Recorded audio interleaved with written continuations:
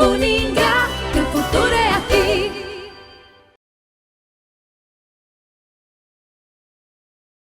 Olá, caros acadêmicos. Nós vamos iniciar agora a unidade 3. Na unidade 3, nós vamos trabalhar a estática patrimonial, ou seja, aqueles relatórios contábeis que eu tiro, da organização, que eu, profissional da contabilidade, gero através dos lançamentos contábeis que nós realizamos e que nós vamos trazer para os usuários da contabilidade. Então, o que é uma estática patrimonial? É o estudo do patrimônio considerado sem movimento em um dado momento, na sua estrutura qualitativa e quantitativa. Lembram que no final da unidade 2, nós falamos sobre a contabilidade social. A contabilidade social, ela vai revelar essa estrutura qualitativa das nossas organizações. E na estrutura quantitativa, aí nós temos os valores que serão contabilizados. Então, quando nós falamos que é o estudo do patrimônio sem movimento, mas como assim, professora, sem movimento? As organizações são dinâmicas, não tem como eu dizer que ela é sem movimento. Exatamente. Só que, por exemplo, digamos que eu vou falar com o gerente do banco agora, às 13 horas e 30 minutos, e eu preciso levar comigo um balanço patrimonial. Então, eu vou solicitar ao profissional de contabilidade e ele vai retirar dos lançamentos contábeis, do sistema contábil, este relatório, balanço patrimonial. Então, esse balanço patrimonial, ele vai evidenciar as contas contábeis neste exato momento. Então, digamos assim, eu ainda não finalizei o mês, eu não finalizei o ano, então eu não posso dizer que essa informação contábil se refere ao ano de 2018 inteiro. Não, ele é naquele momento que eu retirei. Por isso é que ele é estático, ele é retirado em um dado momento. Ah, mas eu posso tirar todos os relatórios contábeis da empresa em um dado momento? Pode. O profissional de contabilidade, ele tem lá essas informações contábeis no sistema, no momento que você solicita, ele vai retirar esse relatório, por isso que nós chamamos de estática patrimonial, porque ela revela o saldo das contas neste exato momento, O que vai acontecer ainda na empresa, eu não tenho estes relatórios.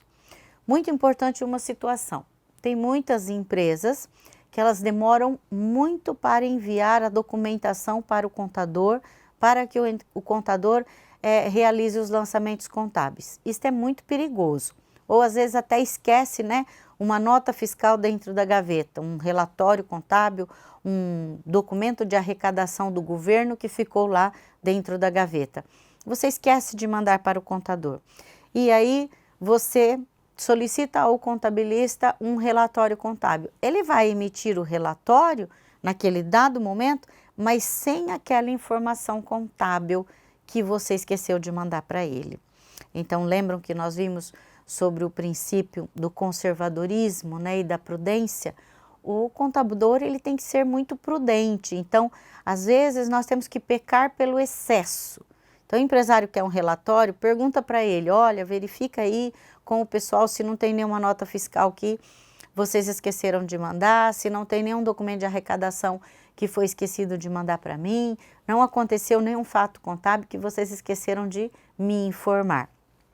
Então, precisa o contador estar sabendo de tudo o que ocorreu na empresa, para que o relatório contábil realmente seja oportuno e evidencie todas as informações contábeis. E aí, então, dentro da estática patrimonial, nós temos os principais relatórios contábeis. Primeiro é o balanço orçamentário. O que é o balanço orçamentário? As empresas, quando ela vai aumentar a produção dela, ou quando ela quer realizar um investimento, por exemplo, ela elabora primeiro um orçamento. Quanto vai custar para a minha empresa o aumento de produção? Porque aumentando produção, eu vou ter mais produtos em estoque, eu vou poder vender mais. Então, eu vou fazer um orçamento. Se eu quero adquirir uma nova máquina, então eu vou fazer um investimento. Com a aquisição desta nova máquina, quanto eu vou produzir mais? Com essa produção, eu vou atender a demanda do mercado? Qual é a demanda do mercado? Então, para elaborar um balanço orçamentário, eu preciso de muitas informações, não só informações contábeis, mas informações sobre a organização também. E elaborando o orçamento, eu tenho condições de tomar decisão, porque às vezes, pessoal, você adquirir uma nova máquina, você vai ter um investimento financeiro muito alto, que dentro do que a pesquisa científica revela, se você faz um investimento financeiro e o retorno deste investimento, ele demora mais do que 5 anos para começar, você tem que estudar e ponderar bastante para saber se é interessante ou não fazer esse investimento. Então, o balanço orçamentário vai nos dar esta visão.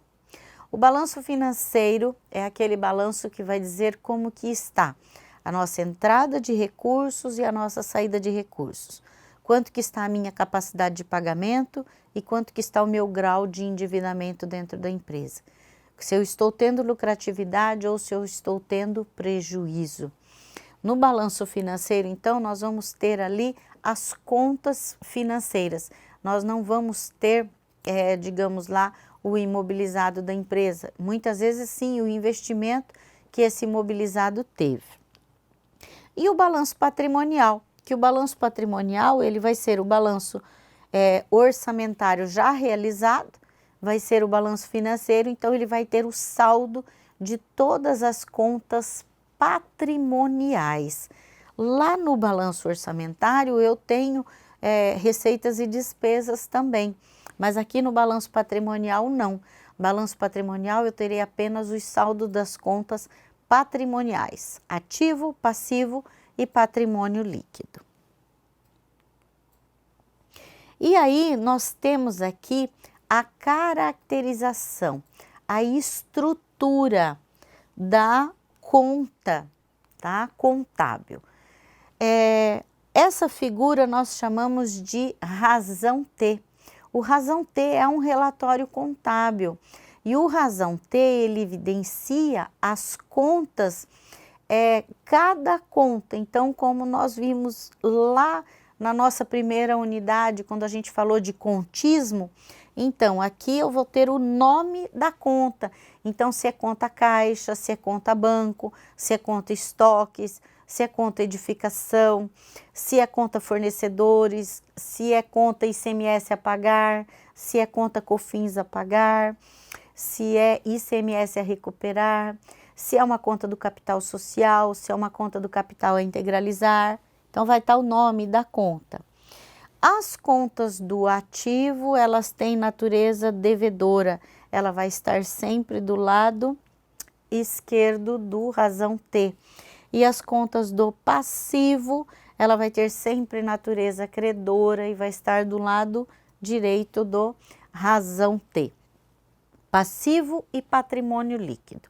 Aproveitando essa figura, as contas de resultado, que são as contas de receitas e despesas, ela também usa o mesmo razão T, essa mesma estrutura. Só que as contas de receitas, elas estarão do lado do crédito, ou seja, elas terão natureza credora, e as contas de despesa têm natureza devedora. Professor, o que significa isso, natureza devedora e natureza credora? As contas do ativo, quando eu aumento o saldo da conta, eu debito. Então, por exemplo, eu realizei uma venda à vista e estou recebendo em dinheiro. Eu vou debitar a conta caixa e eu vou creditar estoques de mercadorias. Como foi uma venda, eu também vou trabalhar as receitas e as despesas, certo? Então, essa venda da mercadoria é uma receita. Eu vou creditar venda de mercadorias e a contrapartida vai ser custo da mercadoria vendida. Então, vai ser um débito. Então, lembram também, na unidade 1, nós vimos o método, né, de contabilização das contas, é o método das partidas dobradas. Para todo débito, eu tenho um crédito de mesmo valor, ok? E aí a contabilidade ela bate. Aí eu tenho aqui as situações patrimoniais. Você pode ter uma situação patrimonial positiva, uma situação patrimonial negativa e uma situação patrimonial nula. Então, aqui a gente exemplificou. Então, a situação líquida patrimonial nula, quando o nosso ativo for igual ao passivo.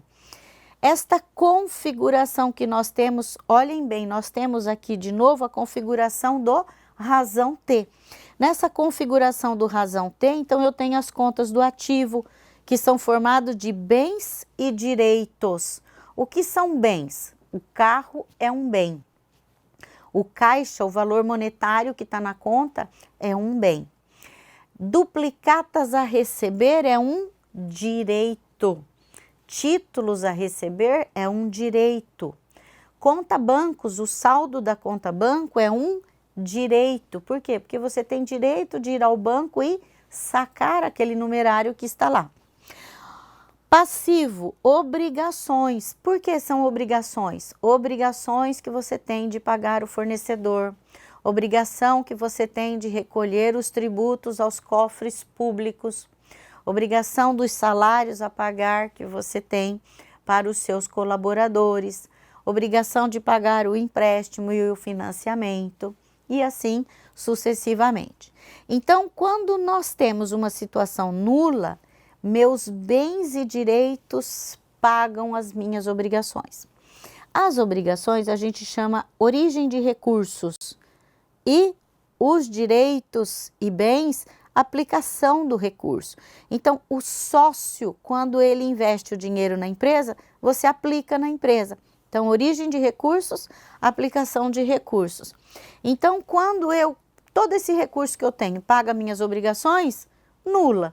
Não tive nem lucro e nem prejuízo. Situação patrimonial positiva. Aí, o total dos meus bens e direitos pagam as minhas obrigações, ó. Opa, e ainda sobrou R$120. Então, eu tenho ali uma lucratividade, um superávit organizacional. Então, a soma dos meus bens e direitos é maior que as minhas obrigações. E eu tenho a minha situação líquida negativa, que essa não é boa. O que eu tenho? Meus bens e direitos, eles somam 300, mas eu tenho 340 de obrigações. Então, eu tenho um saldo, né, credor, eu tenho uma dívida que não conseguiu ser paga. Então, eu tenho uma situação líquida negativa. Então, na nossa situação líquida negativa, nós temos o quê? Uma situação em que eu não consegui pagar as minhas dívidas com os bens e direitos que a empresa possui. Isto não é uma situação satisfatória para a empresa. Não é uma situação de falência nem de concordata, não. Só que a empresa, ela está numa situação de dificuldades. Todos os recursos que ela tem, ela não consegue pagar as despesas.